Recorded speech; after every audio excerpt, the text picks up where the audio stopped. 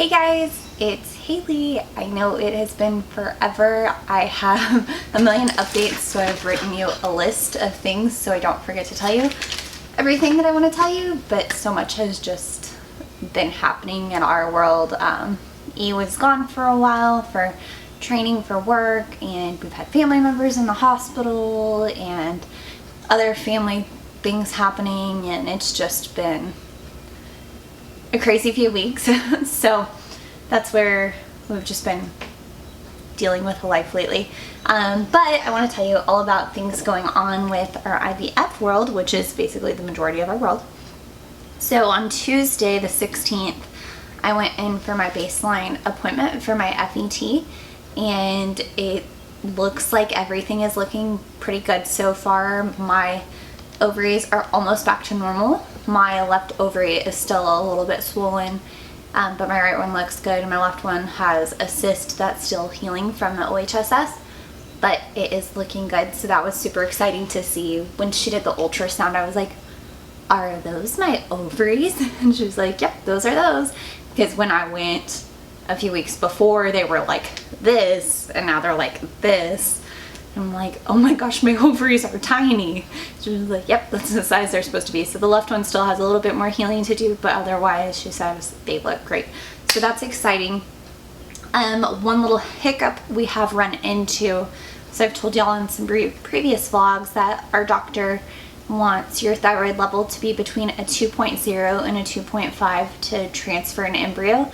She says there's data that says there's better it's a better chance that you'll get an embryo to implant if that's where your thyroid is. So before IVF, I was a 3.0, which is perfectly average, but she wanted to lower it a little bit so we get better odds at implantation. So she put me on 25 milligrams of Synthroid to get it lower, and that brought it down to, I believe I told y'all it was a 2.3, something like that. So that brought it down, which was exciting. So we went and had some labs done to retest my thyroid, because now we're so close. Move your head. Now we're so close to transferring, we need to make sure that it is still lower. And what do you know? It's a 3.2. I'm like, well, shoot, it's higher than what it was when I started, and I'm on medication. But she didn't seem too concerned about it. Doesn't think it'll be that big of a deal. She doubled my Synthroid, so now I'm on 50 milligrams of Synthroid, trying to get it between 2.0 and 2.5. I'll retest on June 3rd, and if it's not between that, she will cancel my transfer. So praying that the extra Synthroid will help lower it. We know it's been lowered before and that worked. She doesn't really know why it's gotten higher. Oh, these dogs are so needy. So yeah, I'll retest on 6/3. I do feel like we're having to make impossible decisions in IVF. IVF is kind of all about, oh my gosh, she thinks she's a lap dog. Okay, she'll stay here. IVF has just posed a lot of questions that we've had to answer, and they all feel impossible. Like there's not a right answer. It always just feels like door A or door B, and which one do you go through, and you hope you picked the right one. So anyways, my IVF nurse had called me a few weeks ago and said, hey, have you talked to the doctor about ERA testing? And I'm like, I don't even know what ERA testing is. Like, I remember almost everything that y'all tell me, but I've never even heard of ERA testing. Well, it's endometrial receptivity. I always say that wrong. Something. Anyways, so what you do is you prepare your body like you're going to transfer. So you do the birth control, the estrogen, the progesterone, at least that's my protocol. And then on the day that you would transfer, instead of transferring, they do a biopsy of your uterus or whatever they biopsy, and they send it off to a lab. And the lab will tell you, was your medication perfect, or was your implantation date going to be too early or too late? So while it seems like, hey, that's a great test that will tell you the perfect day to implant, this test is so new that our doctor isn't even sure that the data that this test has provided is completely accurate. And she's only done 3 of these tests. One came back The patient was pre-implantation, so they're putting her on more progesterone. I think it's like an extra day. One came back inconclusive, so they're having to do it all over again. And the other one's results are still pending. But she's seeing some like errors in the data that just kind of look weird. So we were talking to her about it. Like, I don't know, we have one embryo, which I'm very aware of. That means that we have one shot at this. And if a test could tell us the perfect day to implant, that would be great. But there's like so many different like kickers to this test. It takes a long time. You have to prepare your body basically for a transfer. That takes time. It takes money for the medication, which thankfully we have enough to get us through one cycle. And then instead of transferring you to the biopsy, it takes 3 weeks to get those results back. And then your body has to do it all over again. So if you were pre or post implantation, then you take all the medicine for the transfer again. Repeat the biopsy, just close your legs, repeat the biopsy to see if now you're on the right amount of medication. Wait 3 weeks to get those results back. And then hopefully you got it right this time. Oh my gosh, this dog. And then you have to do it again and then transfer. So this is a very lengthy process. It's expensive. The test alone is like $900, plus you have to pay for those ultrasounds at the doctor's office, plus the medication, which we only have enough to get us through one transfer. So then buying all that progesterone and estrogen and birth control. So it's a lengthy process, it's expensive, and I just feel like it's just another impossible decision. I think E and I have decided that we're not going to do it just because, and we even asked our doctor, what would she do if she was us? It's just hard because what if it tells us the perfect day to implant, but it's also not a perfect test. Like, it's so new and they're still finding flaws in it. Is it worth the money if it's not even going to be accurate? I don't know. So I think we've decided that we're not going to do it. We're just going to go ahead and transfer, which I don't even know if I told y'all this. We're transferring on June 9th if I get my thyroid level down. So yeah. Anyways, that's that. I know that's a lot of information. I did get our schedule. Oh, it's on the fridge and she's here. Sadie. Anyways, I got our schedule of when to take our progesterone and estrogen, and actually I'm gonna go get that to tell you all about it. Okay. So I stopped my birth control yesterday, and today is the 18th. The 18th, 19th, and 20th, which the 20th is our 3-year anniversary. I will not take birth control pills. I'm just taking my Synthroid and my prenatal vitamin. And starting the 21st to the 27th, I'll take 2 estradiol pills a day, morning and night. Morning is oral, night is vaginal.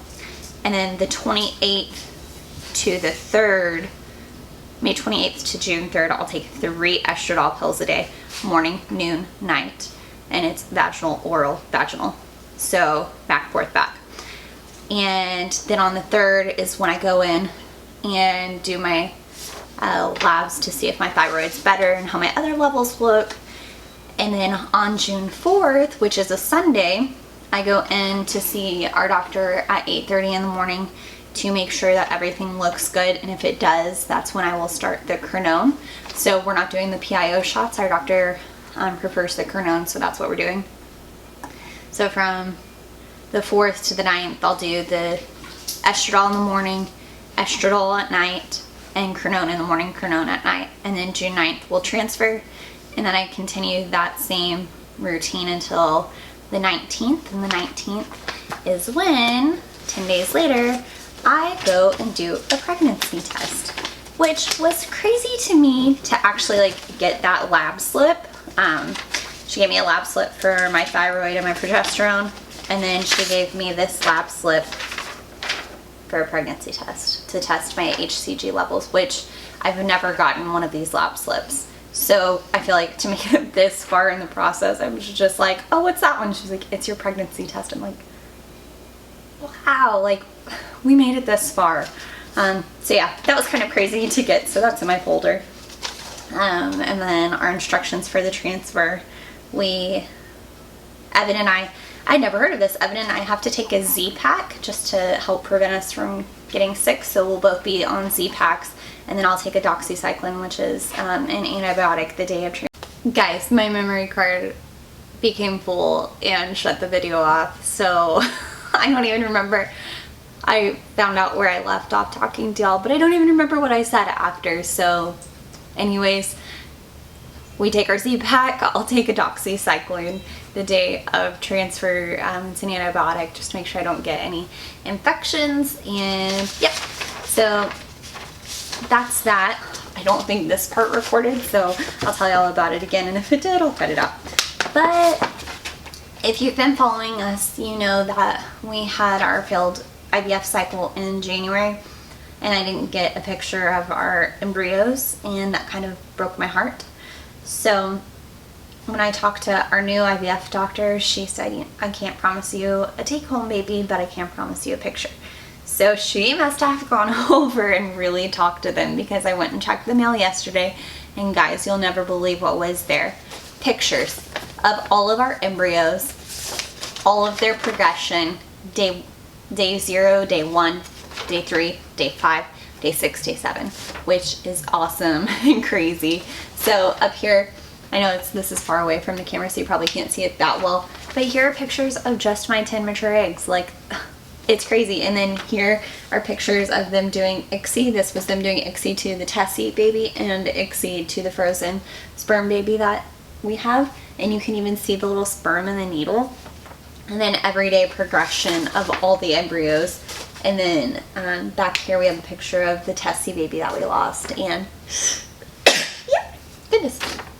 And of our frozen baby. And I just love it so much that I even made our little frozen baby my screensaver on my phone, so I can look at our frozen baby every day, and I just love it so much. So that was super exciting. I was not expecting to get something this detailed, and I'm so glad that we did. We gave our PGS results to my best friend, and she's holding on to them, and we did ask her if to tell us what the sex of the Tessie baby was, just because I feel like in the world of IVF there are so many unknowns, and there's so many things that you don't ever get to know about, like why is E sperm count the way it is, and why can my body not make a ton of eggs like they say it should, and why do our embryos arrest and we don't make any, and then we make 2 and 1's normal. Like, why aren't we great at making embryos? And there's just so many things that you never get the answer to. Like, you just don't get the answers to. So I thought this would be like one less thing I have to wonder about, is the sex of the Tessie baby, and I thought it would help bring me closure. At first, it definitely, I did not react the way that I thought I was going to react. I don't know how I thought I was going to react, but I think I was like just really devastated after we found out the Tessie baby was a little girl. I started like planning her life, and finding out that she was a little girl, and I can call her that now, was just really hard. So I want to take that picture of her and frame it, because she will always be my daughter, and I do believe that one day I'll get to see her and hold her, and she was a child. So yeah, that was hard, but I am feeling a little bit better now. I'm starting to get excited about our transfer. I'm hoping that my thyroid level goes down and that nothing gets canceled. And yeah, our doctor was super excited about our 1 embryo. She said she saw it, and it's so beautiful. It's a great grade. It's a BB, and she said they hardly ever give out A's. She was like, it's like almost unseen. So that's really exciting to hear just how excited she is for us about the embryo. So yeah, that's what we are up to. Last thing, we did a t-shirt fundraiser, and I had a few people ask for us to open it back up, so we reopened the t-shirt fundraiser campaign. It's open for 7 more days, but we have to sell 5 shirts for them to go into production, and we've only sold 3, so we have to sell 2 more. So if you want an It Takes a Village t-shirt to support Ian and I, you can go to bonfire.com/Halie and E, and I'll put the link below, and get your t-shirt. You have 7 days left. We need to sell 2 more. So yep, that's it. I hope that I told y'all everything that I wanted to tell you, because the video cut off earlier and I can't really remember. My mind's just been totally scattered lately, but yeah, I'm glad we're back at this, and I can't wait to talk with y'all in the comments below, and I hope y'all all have a great day. Bye guys!